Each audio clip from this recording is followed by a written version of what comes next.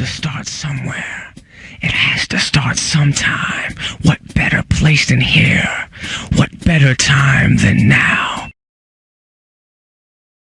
Dans ce tutoriel, nous allons apprendre à nous servir de l'arc, de l'ellipse et du point. Et nous allons finir avec le polygone. Dans un premier temps, je vais venir sélectionner ici arc. Et on voit ici en bas, il y a marqué spécifier le point de départ.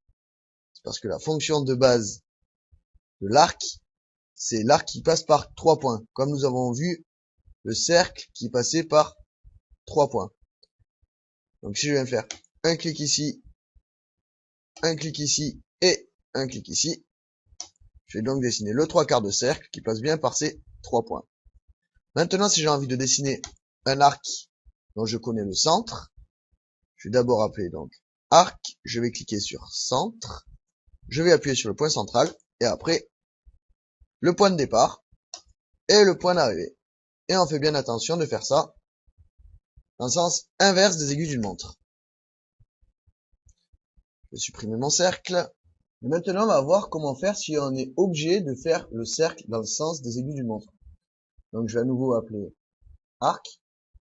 De nouveau, je vais prendre centre. Je vais donc préciser mon centre, mon premier point.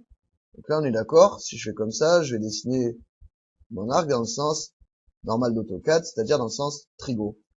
Maintenant, si j'ai envie de faire le 3/4 de cercle qui n'est pas encore affiché à l'écran, je vais tout simplement appuyer sur la touche CTRL, je vais me déplacer, et hop, le 3/4 de cercle va s'afficher au lieu qu'il n'y ait que le quart de cercle. Donc à nouveau, je fais CTRL, je me positionne où je veux, et je termine par un clic. Maintenant, on va voir comment fonctionne l'ellipse. Donc je vais cliquer sur l'ellipse.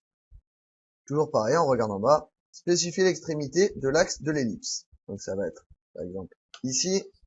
Deuxième extrémité, ce sera par exemple en face. Et ensuite, spécifier la distance avec l'autre axe.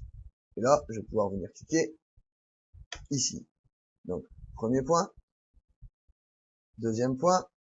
Et à partir du centre, je vais monter là-haut.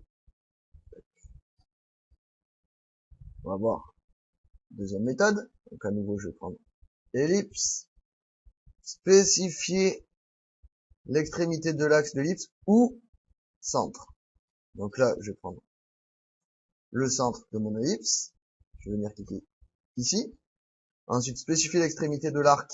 Je vais venir cliquer ici. Et pour après, le petit rayon, je vais venir cliquer là-haut. Je supprime. Nous allons maintenant voir le point. Donc le point, c'est pas compliqué. Je sélectionne point et je viens cliquer à l'écran à chaque fois que je veux mettre un point. Et une fois qu'on a terminé, on appuie sur échappe. Et là, on a l'impression qu'il n'y a pas de point à l'écran, parce qu'en fait, c'est juste un pixel qu'on voit à l'écran. Si j'avais sélectionné l'ensemble comme ça, hop, immédiatement, on voit qu'on a bien dessiné des points. Donc, si on a envie que les points s'affichent comme il faut à l'écran, le plus simple, c'est de venir ici, dans format, de descendre dans style de point, et de là, donner le style de point et la taille qu'on veut. Donc, moi, j'aime bien, par exemple, cela.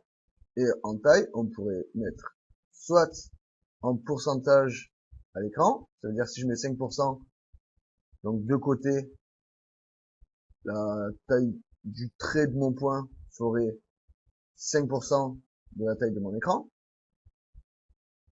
Et on peut aussi mettre en taille absolue, et moi par exemple, j'aimerais bien que ça fasse par exemple 1 ou 2 mm, étant donné que mes carreaux ils font 5 mm, donc ça ferait 2 fois plus petit qu'un carreau, ça serait normalement largement suffisant. Et je vais faire OK. Il ne reste plus qu'à voir le polygone. Donc dans un premier temps, je vais faire un cercle d'une autre couleur, de cette taille-là. Et je vais donc prendre d'une autre couleur, le bleu par exemple, le polygone.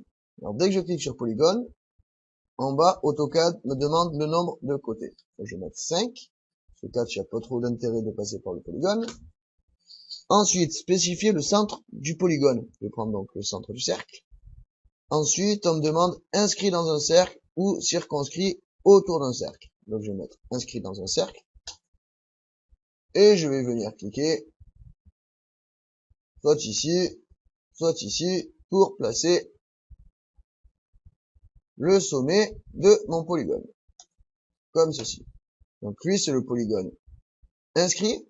Maintenant, si j'ai envie de faire le polygone circonscrit. Donc je vais prendre ici une autre couleur. Je vais à nouveau prendre polygone. Spécifier le nombre de côtés. Vu qu'il y a 5 entre plus petit et plus grand, c'est la valeur par défaut que je vais accepter. Ensuite, on va me demander spécifier le centre du polygone. Je vais cliquer ici. Et là, je vais dire circonscrit autour d'un cercle. Et le cercle, c'est celui-là. Donc, je peux venir, par exemple, ici. Comme ça, on voit bien la différence entre inscrit et circonscrit. Maintenant, on va voir la deuxième méthode. Donc, je vais prendre encore une autre couleur. Je vais prendre, par exemple, le magenta. Je vais à nouveau prendre le polygone. Je vais à nouveau garder 5 côtés. Je vais donc valider avec entrée. Et en bas, AutoCAD me propose polygone, spécifier le centre du polygone ou côté. Si je clique sur côté, à ce moment-là, je peux venir choisir un premier point et un deuxième point. Et AutoCAD me fera le polygone qui s'appuie sur le côté qu'on a sélectionné.